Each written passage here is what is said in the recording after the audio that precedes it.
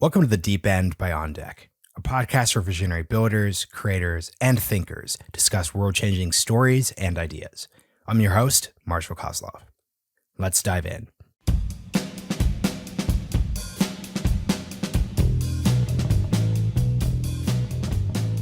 I think of community as actually having three things.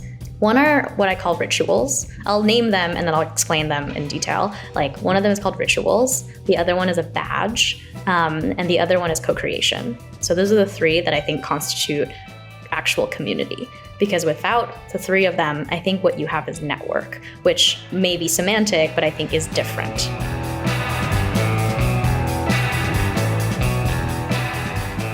The Deep End invites the founders, operators, and investors from the On Deck community and beyond to turn their experiences into the ideas others need to start their own odysseys. Joining me this week in The Deep End is Minn Kim. Minn is a partner at ODX, the community-backed accelerator and fund that Erik and David previewed on the show back in October. ODX's first cohort kicked off last month, and we were excited to bring someone from the team on, though much of the episode focuses on Minn's eclectic interests at the intersection of future of work, fertility, community, and family. This is Minn's second time on the show. She briefly joined our 2022 Tech Trends episode and underscored her excitement about spatial audio. We wanted to bring her back on because she's an A-plus player on Deck's team, but also because we really appreciate her work towards a techno-optimistic future. Hope you enjoy listening to the episode as much as we enjoyed recording it. Here it is.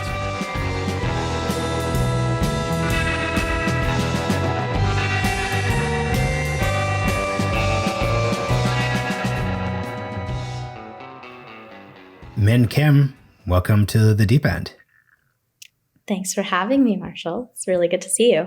Good to see you again as well. Everyone, we are audio first as a podcast, but we have a YouTube channel where the video is posted. I want to shout out Minn's really cool sweater jacket. So if we want to start getting our listenership to check out YouTube, go check out Minn's sweater jacket. Really cool.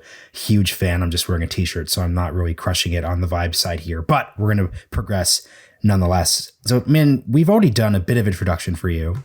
You appeared on our 2022 Tech Trends episode. I'd love for you just to give a quick, or as long as you want to go, articulation of what your role is at On Deck, why you were attracted to working at ODX, and then just like a broad, like what's your story in the broader investment company building space? Sure. I'm happy to give a brief introduction. So I've been an early stage investor for about 5 years now. Before I joined On Deck, I worked at a firm called Bloomberg Beta with some amazing colleagues. And we were an early stage firm focused on the future of work, where I spent most of my time investing in workflow automation, machine learning applications, and robotics. And so I did that for about 4+ years. Had the fortune of meeting David and Erik about now over 3 years ago. At one of On Deck's first founder retreats, actually. And so got to learn more about their story and the vision. And was in some ways even before the company was fully formed. At the time, it was a series of community building dinner events, bringing together founders and operators and just other talented people. And so when Erik and David decided to make it into a company, I was super excited, and alongside many other individuals, I think at the time, had the chance to invest, and so have gotten to work with the team for a long time. And so about, 5 months ago, when we decided to launch ODX, because a lot of listeners probably who are familiar with On Deck's story is we're a community of founders and builders and operators and experts across a variety of domains. And there's so many people who are coming out of the community who are starting companies. And so in some ways, my thesis behind On Deck was a natural evolution should be to invest in many of these people. Right. And be able to not just be the place where they start their companies, but be able to grow with them over the course of their entire company trajectory. So that was the impetus for my move to On Deck. And so I'm a partner at ODX, our community-backed accelerator. It is a $100 million fund backed by the community. And so in some ways it is a great place for individuals who want to navigate the idea maze, find their co-founder, find their first customers, find their first investors, so on and so forth. Cool. We've got the infomercial out of the way. Obviously, ODX is great. Joking there, but this is actually good because the reason why I really wanted to speak with you is ODX is great. Your work is really interesting, but you are a person who has been engaged in very interesting spaces that listeners, founders, community members, et cetera, would want to look at. I want to start here. I'm sure you've seen this joke on Twitter that now that everyone's pivoted to Web3 and the metaverse, 4 years ago, they were focused on machine learning. That was like the hot thing. So in terms of your time at Bloomberg Beta, I would love for you to just articulate what your thesis around workflow automation, machine learning, those spaces were, and how that category evolved over your time at Bloomberg Beta, and how you're thinking about it now that you're a partner at ODX. Sure. Future of work in some ways, when I started, it was 2017. And at the time it was like still fairly like niche and novel. And then over the course of, like the four years, it became so ubiquitous to mean like almost everything under the sun. But the core thesis behind the future of work is that it was focused largely on like knowledge work, right? And so if you believe that more individuals will work like developers in some way, like software engineers, what would that look like, right? And that is a world where a lot of the work is coming online. And so there are lots of new software services that can be enabled, not just in like quote unquote traditional tech industries, right? But also across a variety of other old school industries like shipping and logistics, in manufacturing, in insurance, like historically places where a lot of the work was pen and paper driven, right? And so that was the impetus behind, investments like Flexport, the shipping and logistics freight forwarder, investments in Newfront, which was originally called Abe, and that is today like a modern insurance brokerage. And those are all pen and paper driven workflows historically, right? Or literally calling somebody on the phone. Roy Bahat, one of my former partners at Bloomberg Beta, has this notion of a hotspot startup. And so it is one in which you are not necessarily expecting behavior change from the users of your product, but in some ways you are facilitating or enabling the work that they're doing just with technology in the back end, right? And so that's very much like an insurance broker who is managing like their list of customers, and historically used to just do that on the phone. Is there a way you can do that faster and more efficiently, more transparently, with like data collated compiled into one place, and actually make their throughput higher, right? So they can actually make more money.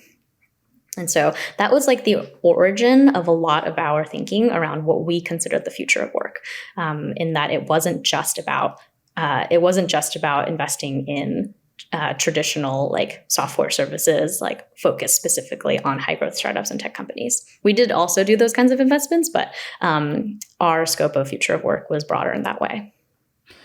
I'm interested in the wording you used, working much more like a coder, essentially. What does that mean? And does that mean is that how we work now? So for example, I started my career in DC. I literally rode the metro to work. Mm-hmm. I wore business casual. I clocked out at 5:30. I really see that as being this I do not identify any part of that as being code or like comp sci adjacent at all. So Is that the world that we've moved to now? I'm recording this at home. My hours are much more flexible. People are more remote. Like, how did that actually play out? Yeah, it's actually less about working life culture and more in the day-to-day of like, what are the tools and services that you use today to actually get your job done, right? I don't know, you might remember when most of the work might have been just on a series of like Microsoft Office applications, right? Which is great, but a lot of that material is static. And so when you exchange hands on information, or like literally, and still people do this today, right? There's like V1, V1.2, V1.5, and then so on and so forth, instead of having something that is like even just a simple feature change or on track changes, right? And could that information also, instead of being static, be real time and live, such that and you see this in applications like Notion, where you can like sync blocks of information, like text, where if it lives in multiple places, one person changing it actually influences the other places where it lives. And that's probably more what I mean, in that the tools and the processes that we use in our working life look a lot more of like, developer tools. And this is where I think the low code, no code renaissance happened, a couple of years ago, where all of a sudden you had individuals who weren't necessarily building like end-to-end software applications, but could find like tiny, I don't know, I used to call them tiny automations. And we would look for ways on our team where, great, if you happen to be doing the same thing more than 5 times or something, right? Is there a way in which you can use like a combination of like Integromat and Zapier and your inbox and a trigger in a Slack message to be able to like stitch those together and create a streamlined hiring platform, right? And there's a variety of tools that now are I think much more standardized today in that way. And so, people manage their recruiting pipelines, their sales outreach, their marketing campaigns, like all through a variety of these like low code, quote unquote, tools for like the citizen developer. I don't love that term, but that's the notion. That's funny. No, I love the example you gave of version 1, version 2, version 3, because I was just triggered back to high school with Microsoft Word. Because this is actually the point. It's the collaborative nature. I totally get what you're talking about there. Yeah. Okay, so this is interesting. So now that you're in your ODX on deck phase, we talked about the no-code themes. We talked about the workflow automation teams, the collaboration we just referenced. What are some interesting themes, ideas, companies you're working with who are taking the implications of what you're describing, which could have been seen in 2017, 2018, and are moving them forward? Yeah. Let me give I think I'm happy to talk about specific top areas, but also more broadly, I think one of the things that makes ODX in some ways really unique is that it is like global by default, remote in nature, and that actually gave us a ton of visibility and access to founders that I think like I historically would have never really considered or been able to invest in, right? And so knowing that the first cohort is 130 companies and half of them are outside of the US is really exciting to me, right? Because there are all these opportunities that are new markets around financial infrastructure in Africa or telehealth in India, or even like enterprise software that you'd see like messaging software that you would see in the US in Western Europe, right? Where like some of the behavior and the customer segments are slightly different. And so there are new opportunities there.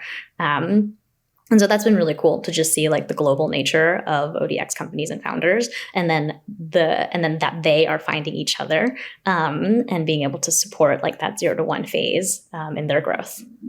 And so that's been really cool in terms of. Sorry, what's that? This is a quick thing. I will actually want to take a quick tangent point here because what you're just describing about the global nature of investing brings to mind an episode. We've already recorded this, but it's going to come out in March, and the founder is ODS, like on deck scale participant, and he is in Austria, and he was describing Austrian venture capital firms, and he's saying that, look, now we're looking at US funding in a way that we wouldn't have before. And I was thinking, and I asked him, how do you compete in a global space if you are one of those more localized firms? So if you are an African-based venture fund, or you are an Austrian fund, or you're a German fund, just putting your, let's say, devil's advocate perspective on here, how do you think the competition looks like from there? Because his perspective was, in this environment, the local firms have to get in as just absolutely early. That's what their main competitive advantage is going to be. I'm curious how you think about that. Yeah. I think there are some really great, a handful of the companies in the cohort already have angel investors that were local, right? And I think that's really great for proving out like a certain business model. And for better or for worse, like in markets like, Lagos or in like Southern India or something like that, a lot of the companies do have more traction, frankly. Like they already have a V1, they already have some early customers. Some of them might be generating like some nominal revenue, right? And all of that was funded through either friends and family or like local angels. Some of them are bootstrapped, obviously, but I think that is like the benefit to having like local expertise on the ground and local, what we call like belief capital. The thing about On Deck and how we compete, I think, with ODX is that in two ways. One is, I think, in some ways we can be an on-ramp, right, to the founder and investor community in the US. And in some ways, like it doesn't even have to be specific to the US, but more broadly, like, you know, part of the historical tagline for On Deck was like Silicon Valley and the cloud, right? So what happens when talent and talent, opportunity, and investment capital are distributed not just in the Valley or in like traditional startup ecosystems, but all over the world. And so we compete on that value proposition that we can be an on-ramp to talent capital outside of like their local region, right? And then for some of these other companies, I think getting exposure to just the know-how and the tradecraft of how the nature of startup building happens in traditional technology hubs like Silicon Valley, I think is really helpful because there's a lot of know-how and just like trade secrets almost around like, yeah, how did you bootstrap your marketplace in the real estate sector and like acquire agents? How did you like even just set up a sales motion for going after high growth startups so that you can flood the market and, you know, grow with them? And just like trade secrets like that I think historically was more accessible to founders in the US than it is today. So I want to talk about, we've covered the future of workspace. Let's go into the future of families/community space, but I'll start with a question around the word community. We recorded a really great episode today with Mark Yuskos, and we were getting in this debate of, is community a brand? Does a community have value? If we're talking about buzzwords, community right now seems to just be the buzzword. Well, there's 15 buzzwords here, but it's one of the top tier buzzwords. Let's put it that way. Yeah.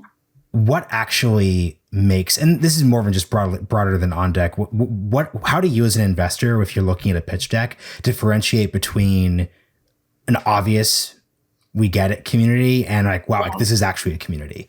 Yeah. Oh my gosh, I love this question. And we're transitioning, I guess, into some of my more recent like areas and theses that I've been percolating on.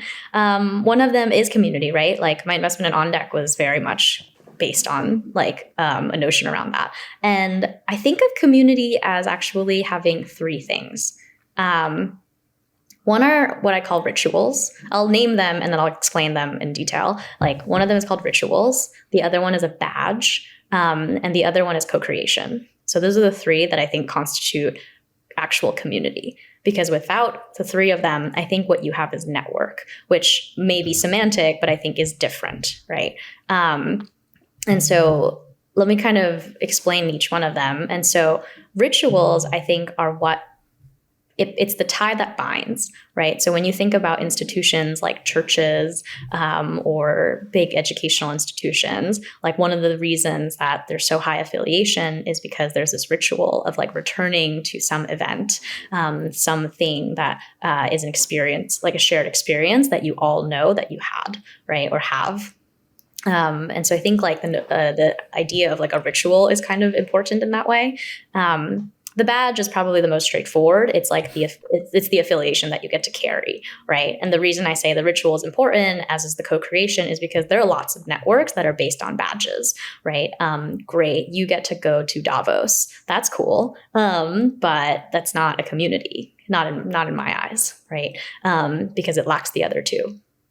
And then the co-creation part, I think, is actually one of the more underappreciated elements, which is to say that communities work when the individual participants have agency and willingness to create new things for the betterment of everybody in the community, right? And I'm going to butcher this, but there's this like quote that I think is attributed to Bill Gates when he was talking about like how Microsoft is a platform.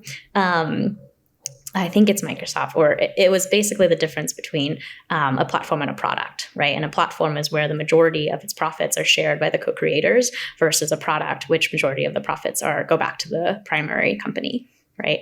And that in some ways is like the analogous thing that I think about when I think about community. And so community to me is you need the co-creation, you need the badge and the affiliation and the ritual. I'm going to raise the buzzword stakes here and say, what are your thoughts then on the Web3 space then? Because obviously a lot of what you're describing, badges, co-creation, all of those aspects are going to play into that. So how do you generally think about the space as, once again, as an investor / but a person who's also interested in the ideas side of things? Yeah. And I will, make my caveat that it is not like a huge area of my focus, but it's hard to avoid. And so, I mean, within Web3, I think, there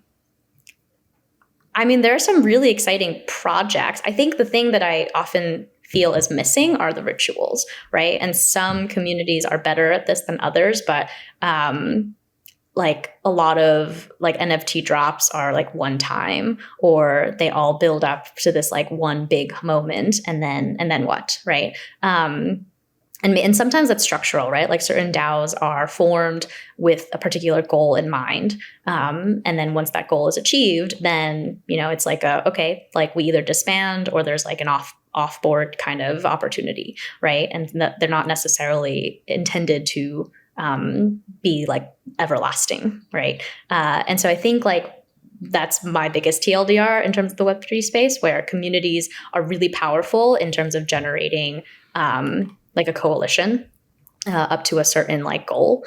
And then, but what it misses, I think, is occasionally like that sense of ritual.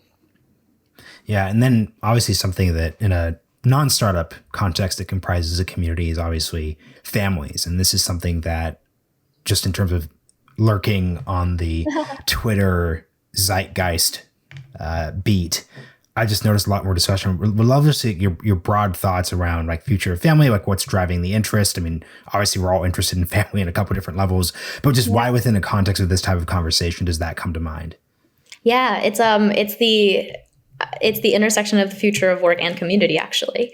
And so I'll offer like another mental model or mental framework that I've been that I think I've been working on for like the better part of a year now. And historically, pre-COVID, people moved for like 3 reasons, right? They moved for their college, if or their education. They moved like literally geographically, like moving from one place to another. They moved for college, they moved for their career, or they moved for their couple. I needed the 3 C's, and so for your partner. And now you have this opportunity where in a world where remote work is, or hybrid work, or whatever is the version that's more available, is accessible, and companies are willing to do that, and there's like a consumer behavior change in that, will people move for community, right? And so that's like some ways where the families topic came up for me, which is, like before people just stayed where they were, wherever their job was, and then kind of oriented their entire life around that particular area. But I don't know, you saw like the Airbnb founder, Brian Chesky, say that like he's basically going to spend every month of the new year in a different place and stay in different Airbnbs. And that's not just him. That's like, I think, a lagging indicator for a behavior that like quote unquote nomad life that lots of people have been doing. And historically, I think that was accessible for those who were younger, right? Earlier career, without kids. But you couple that with more and more women having access to fertility care, and being able to freeze their eggs and having more agency in terms of family planning. And I think like there's some long-term ramifications on like what do families look like 5 to 10 years from now, right? Some of this was also born from just like a personal observation where many of my female friends had their eggs frozen. And especially those who were unmarried or unpartnered, right? And like COVID put this like 2-year hold in some ways of like planning their future, right? And then on top of that, what's cool is I remember when it was like a really big deal when like Google, Facebook, and also all the like the FANG companies started offering like fertility care as part of their employee benefits, right? Egg freezing, IVF. And now you actually have so many more companies outside of the tech industry offering that. And they're like startups, like literally, there's a company called Carrot, and more consumer facing companies like Kindbody that are like doing very well, and a couple years old now. And it's just like more accessible in a way that it wasn't before. So, you take all of those, and in my mind, like that leads to, oh, okay, like the modern family, both in terms of when you choose to do it, how you choose to do it, and where, is possibly going to look very different 5 to 10 years from now. Man, there's so many interesting things to pick up there, but let's just start with this. How big do you think that what's the total addressable market of folks who are directionally looking for what Brian Chesky is doing on a longer term basis? So obviously during the past 2 years, there's been this really big space. It's one thing to do that. A lot of folks have lived the nomad lifestyle. Long term, do you think things start shifting more towards that direction? Well, we'll see. We'll see. Here's what I think won't change. I think, and then I'll share you what I don't know, or what's TBD. What I don't think will change is that we have an unprecedented number of generations represented in the workforce, right? And I think there is a fundamental shift in how they think about mobility in terms of both career, like where and how long. And again, this goes back to like future of work in general around like, very few people are doing 5 to 10 year career planning. It's, they're picking up a portfolio of activities and deciding like, what is the experience and what is the opportunity that I want to have for the next 2 years, right? Hopefully at companies that I feel mission aligned with in some way, and I feel fairly compensated for. And it becomes like a collection of portfolio diversification, right? And I think more people are thinking about their careers in that way, especially in part because like the nature of the work in many industries is changing quite quickly, right? So I don't think that will change. And so to your TAM question, I think the appetite is probably like here to stay, right? The thing I don't know is when and for how long, and just more broadly, I think like depending on like macro market conditions on how.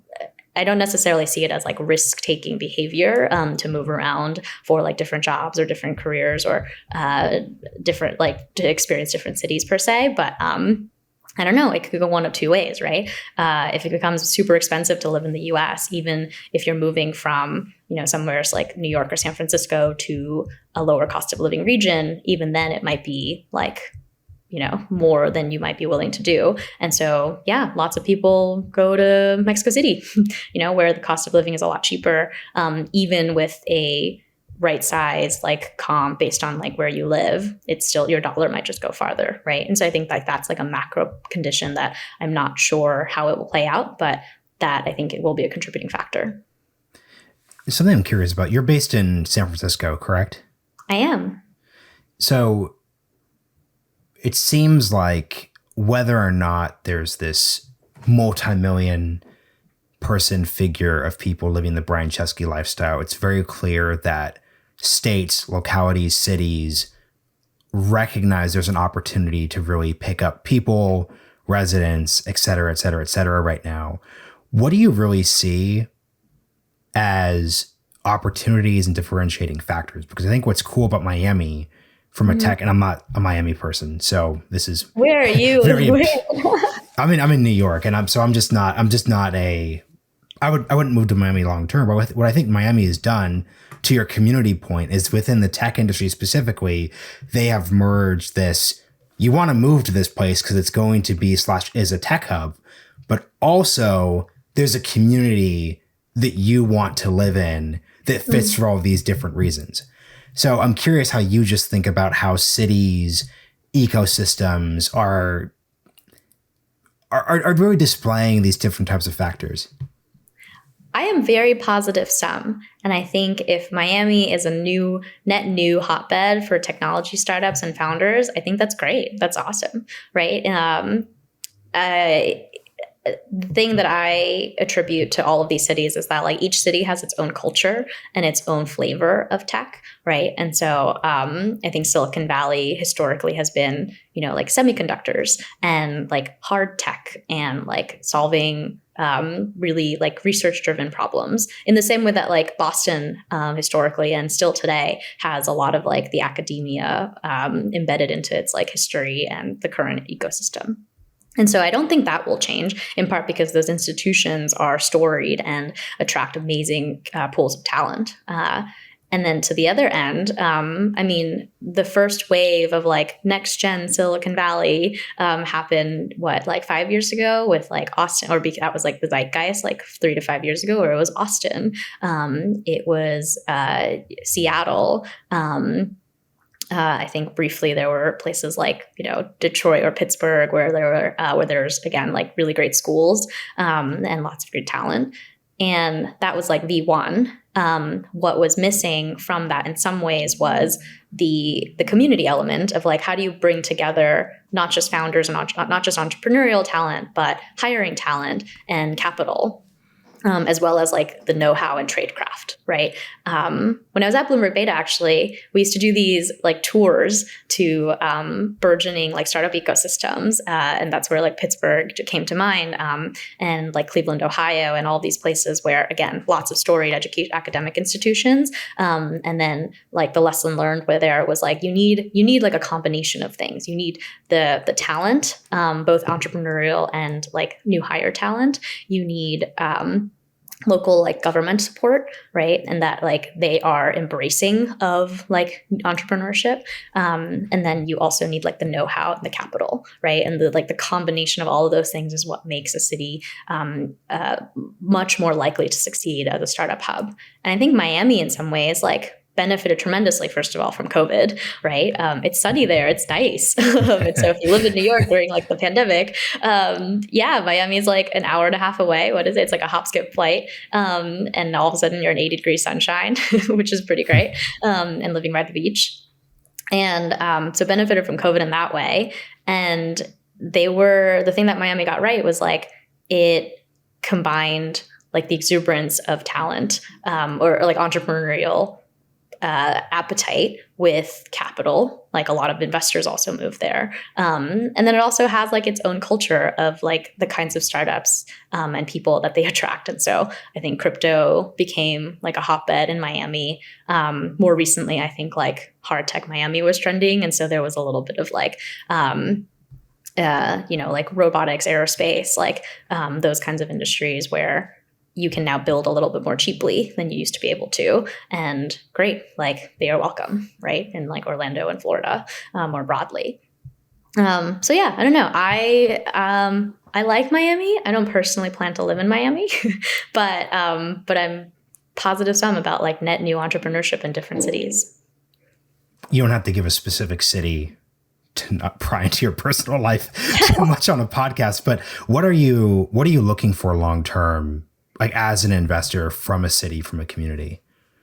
Oh gosh. I mean, this goes, it's not a personal, it is a personal question, but it also is like more broadly, like the whole like thesis around like, how do you build a new city? Right. And I think, you look at companies like Cul-de-sac, right, that are trying to build like a car-free neighborhood. And so you can do that way, which is like start from scratch effectively. You look at all of the companies that are trying to build like new homes in an autonomous way. And that's like, or even before that, like all the ADU companies, the accessory dwelling units, where great, if you could influence like the policy changes locally, could you build more housing and revitalize a community and make it more accessible, cheaper, frankly, right, to either entrepreneurs or builders or just people in general, right?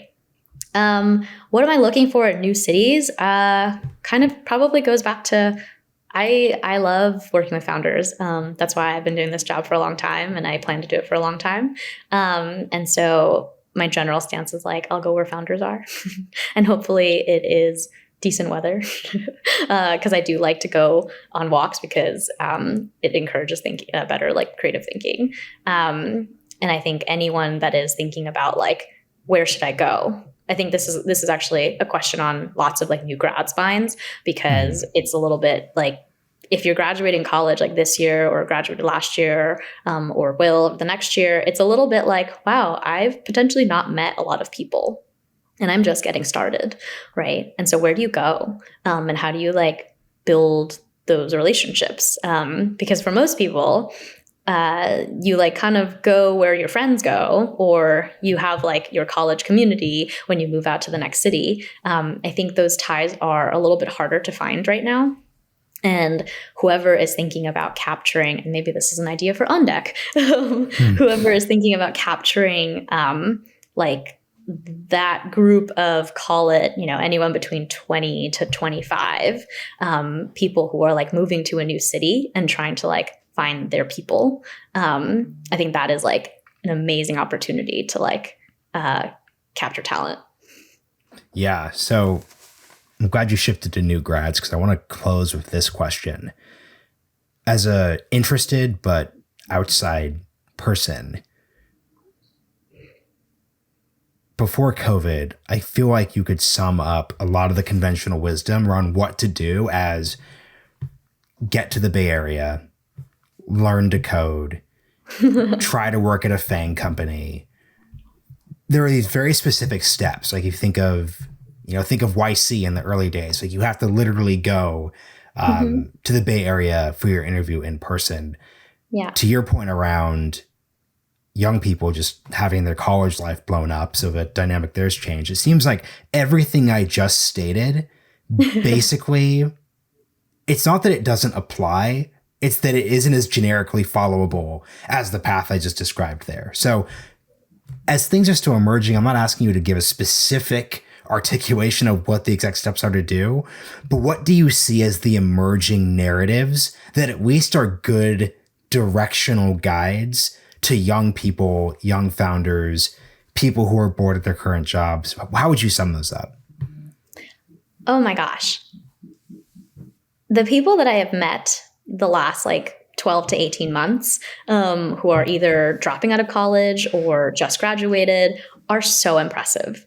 And so to your point, like, I don't think the path that you laid out is not applicable. I think it's just that there are so many more options now, which is awesome, right? And so it's like, oh my gosh, did you like when starting at like 18 or something, right? You can start working part-time at some company doing some projects that you found on like some gig work platform, because writing copy for like their marketing campaigns or something, and then use that as your doorway in to doing customer support or something, and then and those paths are like much more accessible today than they were before. Before, you like had to know somebody who like had to take a chance on you, and you had to prove that you could do the job. And like that's no longer necessarily true, right? I mean, you look at just I think like lots of people meet on Discord servers now.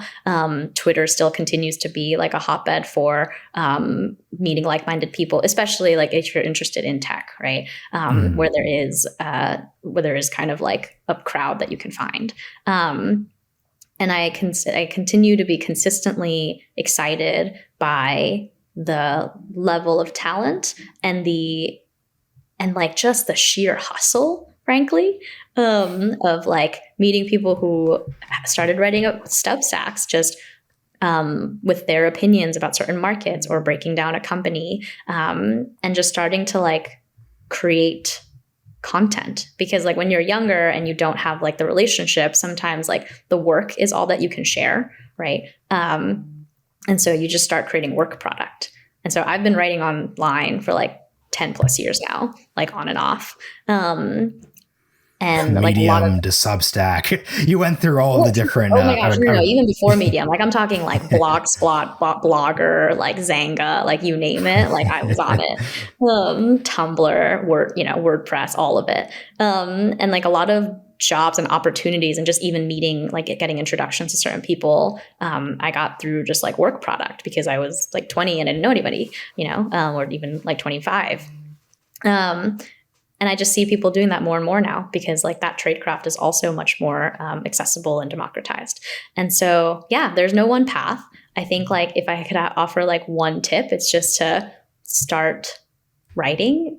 I think like that's a really like generic one, but it's true. Like just start writing. Sometimes the answer isn't as sexy as you would want it to be, but it's kind of straightforward. It is, yeah. And like not everyone does it, right? Which is why it's like tried and true. But yeah, even if it's just like tweeting into the void, it works eventually. Oh, you actually just gave me a useful thing to end on, which is actual ending. How much of tech Twitter is real life? Because and here's why I'm asking, right? So everyone knows like the generic term like Twitter isn't real life, and oftentimes this is applied in like a more political context. But what I'm basically describing is I'm almost 30, and I look at the college dropouts, the Gen Zs, and everyone has a decent number of followers for how young. If it seems I said everyone, but it's obviously not everyone. What do you think the ratio of just young people interested in this space to being really on Twitter all the time? It seems like the FOMO dynamics. If I were in college right now, or if I were just a junior thinking about tech, the FOMO would be just out of control in a way that I don't feel like that would have been back when I was in school. So let's just close there. How much of that dynamic is a real thing? Do you need 5,000 Twitter followers to be a thing in this space? How does this actually work if you're a young person? I don't think you do. I also think Twitter is not the be all end all, and it is certainly not a reflection of real life. It is like a piece of like a particular culture, right? Where like there are certain voices that are louder than others, right? And so you have to be cognizant of that dynamic, I think. And that's true of like any platform and anywhere that you go, for what it's worth, even when you like enter a room, right? And so it's not a prerequisite. I'm a strong believer in that. There are tons and tons of amazingly talented, smart people that there are many, many more of them not on Twitter than they are on Twitter, right? And so you don't have to do it. And if you feel like you have to, and it's not like your inclination or like the thing that you think will set you apart, then you also just don't have to do it, right? There are lots of, like lean into the thing that actually, like I'm a big proponent of like lean into your superpower versus like try to like get better at like something that like even at your 10 out of 10, like someone will just be like markedly better, right? Like don't be incompetent, hopefully, but like lean into the thing that like if you're in, I don't know, doing like some niche like synthetic biology, like research, like research, right? Like Twitter may not be the place for you. I'm not saying it isn't, but find your people where like your people are, right? And if you're trying to like cross over and meet maybe tech Twitter people, like that's a different story. But yeah, I think like to your original question of like, if you're feeling overwhelmed, it is not a prerequisite. There are many paths to like finding the right people and like finding success. And, if I could plug, like that's partially, I think, again, the mission of OnDeck, right? Being able to give you access to like the community of people that will support you, fund you, accelerate your career, your startup, whatever it might be, your mission, without necessarily having to have some badge that gives you access. I think I'm really glad we could end with some news people could use. Minn, thank you so much for joining. Do you have anything you'd like to shout out? You've mentioned some companies, some ideas, but anything? Oh, could you shout out where your writing is so people can learn more and engage? Sure. I'm just at Minn Kim, MINN-Kim.com. I share most of my writing there. And then you can find me on Twitter where I share all my shower thoughts and early threads at Minicat. Great. Minn, thank you so much for rejoining us in the deep end.